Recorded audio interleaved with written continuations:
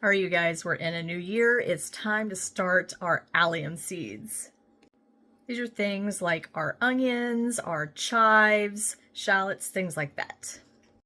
But first, I want to test the onion seeds. This is all the onion seeds I got from my garden last year. And I want to test them and show you how I test them to make sure that they are going to grow and be productive. So let's get into that. So for this, you're going to need a little napkin, a Ziploc bag, a spray bottle with some water, and a marker. Okay, so you're going to take your napkin and you're going to put it into your Ziploc bag, and then you're just going to spray it with water, but not where it's dripping wet. Kind of just like that, kind of squish it out there, make it wet like that. Then you're going to take 10 of your seeds and just put them into the bag. Kind of spread them out so that way they're not touching each other. That way you'll be able to see the little roots or the little sprouts. Then you're going to write on the bag what it is. And then the date. So today's the 13th. And then I'm just going to set this on my counter. It takes 7 to 10 days for onions to germinate, and I'm going to just keep watching it and see what starts to germinate. And luckily I did this 10 days ago, so I can show you the ones that started to sprout. So we have that one there, that one did not, that one, those two, that one there is starting to sprout, and that one. So we have about a 90% germination. So just one of them did not sprout. Now, if you want to get a more accurate sprout count on your seed, you can do 100 of them. Did I say that correctly?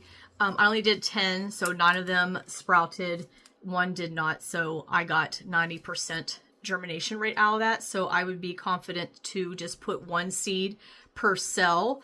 And then so for every 10 cells, I'm going to be expecting 9 to sprout out.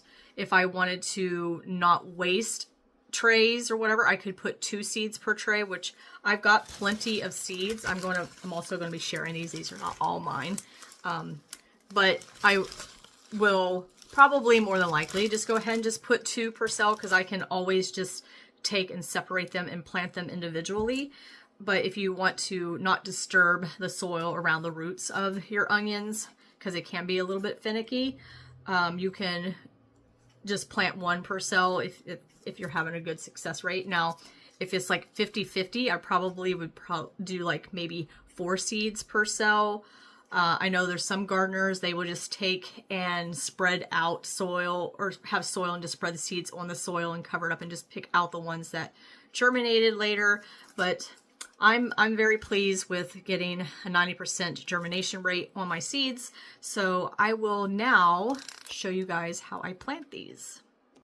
Okay, so I've already mixed up my soil. So in here I have 1 cup of worm castings, 4 cups of seed starting mix, and 1 tablespoon of plant food. So I add the plant food in here, the fertilizer, because anything that you're eating, where you're eating the bulb or the root, are going to be heavy feeders, and you want to make sure that you give them enough nutrients and stuff in the soil so that they'll develop a good root system.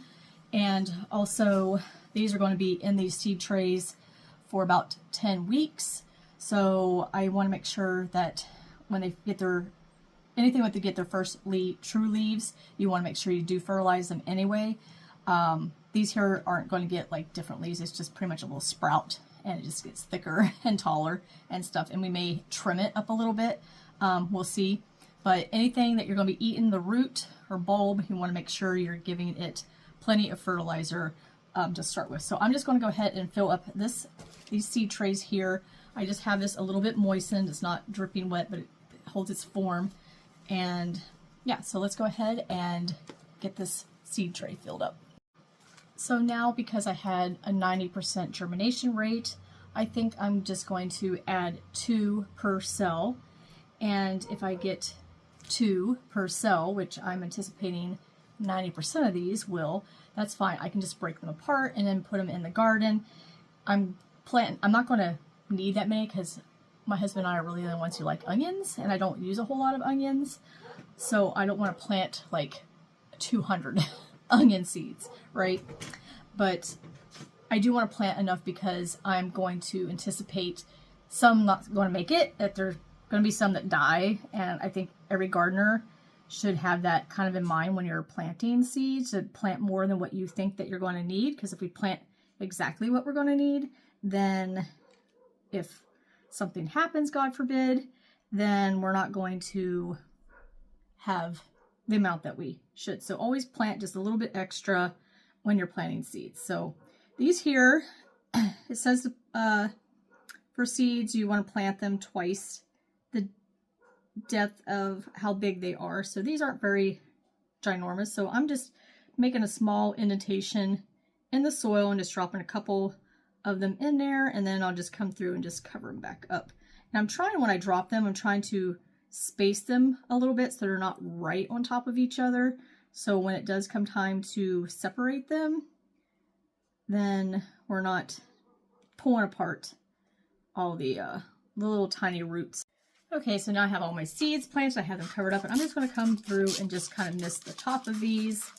And then you always want to make sure you bottom water your seedlings, because you don't want the top to start growing different type of funguses and things like that. And you don't want to keep them too moist, because you'll get what's called dampening off, where they kind of grow up and then they kind of get a little spindly down toward the soil, and then they just break off or they fall over and stuff. So when you water, you want to do the bottom watering in the tray here.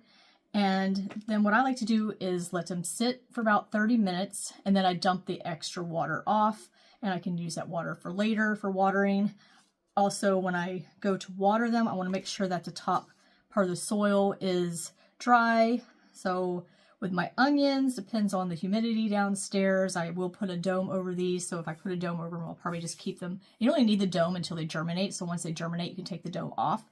But you want to water them when the soil starts to get dry on top, and the tray will actually feel a little bit lighter. You don't want it to be too light where you start seeing it coming apart around the edges where it looks like you just pop it right out.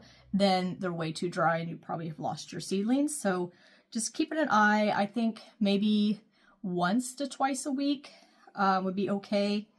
And yeah, so let's go ahead and put these downstairs.